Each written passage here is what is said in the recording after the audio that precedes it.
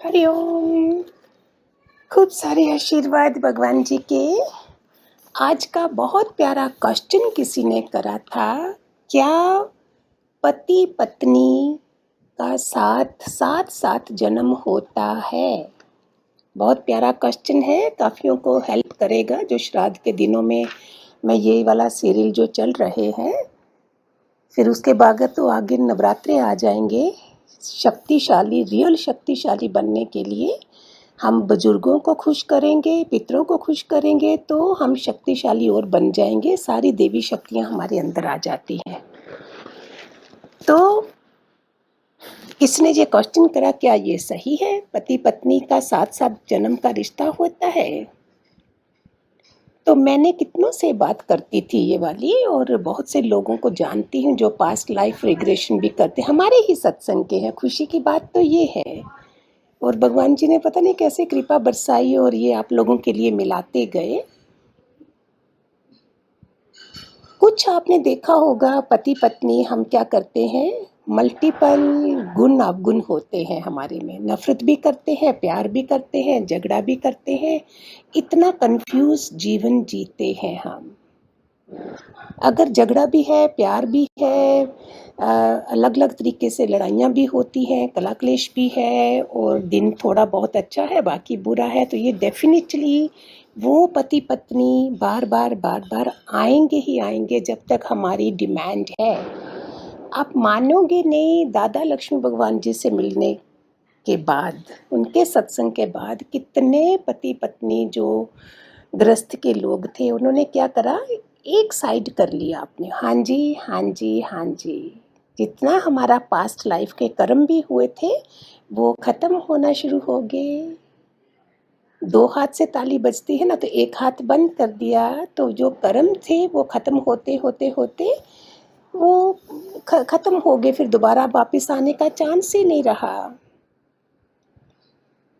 ऐसे ही एक बार कोई बताते हैं, कोई लेडी आई थी, तो किसी संत ने बताया, उनके पास आई थी और वो जल्दी जल्दी कर रही थी, उनके पाँव छूने थे उन्होंने। तो उन्होंने बोला क्या है? बोलते मेरे पति बाहर खड़े हैं, वो बहुत गुस्से वाले हैं, इसलिए मैं जल्दी जल्दी। हम सब मोस्टली होंगे ऐसे ना। तो संत ने उसको घूर के देखा, उसे बोला, उसके कर्मों को देखा कि ये वो पति गुस्से वाला नहीं है, तुम हो। तुम्हारे में कंट्रोल नहीं है, तुम अपने आप में कंट्रोल में नहीं हो। वो तो हैरान हो गई, अब तक तो उसी को दोष देती थी, क्योंकि भगवान ने हमें फ्री विल दी रखी है, हम जो चाहें करें। जब तक हमें गुरु नहीं मिलते हैं, गुरु मिलने के बाद हमारा कल्याण होना शुरू हो जाता है।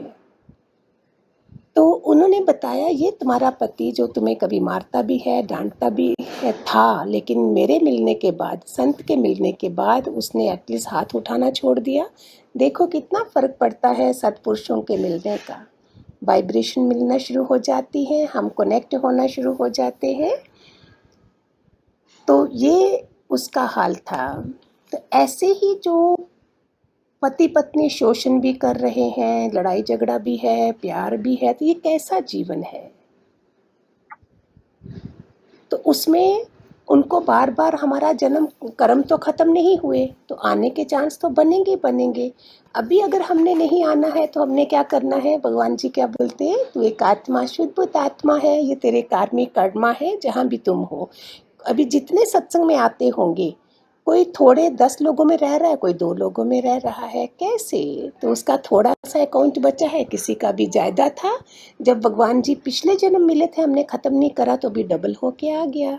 तो आज भी अगर जो आत्माएं सुन रही हैं, भगवान जी के प्यारे बच्चे सुन रहे हैं, आज से भी आप अपने को शक्तिशाली बनाएं। इतनी वानियाँ आपको दी है, एवरी डे एनलाइटनमेंट है, उसमें अगर आप देखो तो क्या अभी तक बदलाव नहीं आना चाहिए? भगवान जी का ज्ञान ही ऐसा never ending. I may die, you may live. हमने सेवा प्यार करना है, और प्यार इनसे करना है, मोह भगवान जी से करना है, तो ऑटोमेटिकली मेरे कर्म खत्म होते जा रहे। हाय हाय हाय हाय करके करेंगे तो हाय हाय ही पड़ी रहेगी। हाय खाना बनाना है, हाय ये करना है, हाय ये करना है, हाय राम राम हरिओम नहीं बोलेंगे, हाय तो हाय हाय ही सब जगह हो रही है। तो क्यों सिखाया गया शांति से खाना बनाओ, भजन गाते गाते खाना बनाओ, सो कि सबकी बुद्धियां शुद्ध हो जाएं और हमारे कार्मिक अकाउंट जल्दी जल्दी खत्म हो जाए। तो ये था क्वेश्चन का आंसर। फिर दूसरा था कि क्या जिससे हम ज़्यादा प्यार करते हैं उनसे धोखा क्यों मिलता है। ये क्वेश्चन बेटा बेटी, पत्नी पति, भाई बहन, जो भी है पड़ोसी या रिश्ते में है, जिसके ऊपर भी हम डिपेंड होंगे, वो कुदरत का खेल है कि उसने हमें किसी के ऊपर भी डिपेंड नहीं होने देना है। हमारा साउल कनेक्शन है, हमें कुदरत ने उल्टा टेढ़ा भी कर देने हैं सबको, हमें अपने गोल तक पहुंचाने के लिए। जैसे ही हम देखेंगे, हम सुधरेंगे, तो उधर खेल शुरू हो जाता है। जैसे हम किसी के मोह में पड़ जाते हैं, और मोह वाले ही हमें कितना तंग करते हैं। हमारी आत्मा को उभरने के लिए तो हमारे कितने लोग रो रो के सत्संग में आते हैं, क्योंकि हम सुधरते नहीं थे। तो भगवान जी बोलते, माता तुझे नींद आ गई थी, मीन्स अभी और डबल दुखी होके आई। मैंने तो ये भगवान जी की बात मैं जब दिल्ली में सुनती थी, मैंने गांठ बांध ली थी। अब मुझे बार बार नहीं आना है। चाहे भले भगवान जी शरीर से नहीं है, तो क्या मेरे साथ नहीं चल रहे हैं जो आज तक आपका एवरीडे एनलाइटनमेंट भी चल रहा है? क्या मेरे में इतनी हिम्मत है? ये कि कौन है मेरे साथ खड़ा है? तो इस बात को अगर गांठ बांध लो आप, तो देखो कैसे खेल ठीक हो जाएगा। हम किसी के ऊपर डिपेंड नहीं रहे, भगवान हमें अपने पाँव पे खड़ा करना चाहता है, इसलिए ये खेल हो रहा होता है। किसी एक इंसान का बच्चा है जो पूरा साल लगाता है चलने के लिए। मैं यूथ एनलाइटनमेंट में देती हूँ बच्चों को कि पशु पक्षियों के बच्चे चलना शुरू हो जाते हैं 4 दिन में, 6 दिन में। एक इंसान का बच्चा है आलसी, इतना साल साल भर लगाता है चलने के लिए। ऐसी ऐसी मुसीबतें हैं। पशु पक्षी देखो दाना खिलाते हैं जब तक वो छोटे हैं, फिर उनको उड़ने के लिए धकेल भी देते हैं ऊपर से, छत से, सीढ़ियों से, ताकि वो अपने पाँव पे खड़ा हो जाए। एक बार एक पति पत्नी बोलते, इतनी अच्छी पत्नी थी उसकी, इतनी सेवा करती थी, इतनी अच्छी थी, वो खुश भी था, लेकिन एक दिन वो पत्नी चली गई दुनिया से। तो वो बहुत रोया कि मैं भी जिंदा नहीं रहना चाहता, ऐसे है, मैं क्यों करूं ऐसे। तो बोलते हैं कि उसको फिर किसी ने, संत ने बोला, देख ये क्यों है, क्योंकि तू इतना ज़्यादा डिपेंड उसके ऊपर हो गया था। तेरी आत्मा कैसे उभरनी थी, तेरी आत्मा का कल्याण का कैसे होना था। ओवर अटैचमेंट हमारी हो जाती है, तो वहाँ धोखा ही धोखा धोखा है। ब्लेसिंग्स चाहिए हमें हमारी आत्मा को उभरने के लिए। ये कुदरत की करुणा होती है। आपने देखा है, ये आत्म साक्षात्कार के लिए एकांत चाहिए। क्यों लोग गुफाओं में बैठे हैं? हिम्मत चाहिए अकेला रहने के लिए। शेर अकेला रहता है, राजा है वो। अपनी आध्यात्मिक उन्नति के लिए कितना जरूरी है ये सब। कभी देखो, अगर नाव में हम जा रहे हैं, नाव ने हमें पार लगा दिया, हम थैंक यू बोलेंगे, पैसे भी देंगे नाविक को, क्या नाव थोड़ी सर पे लेके चलेंगे?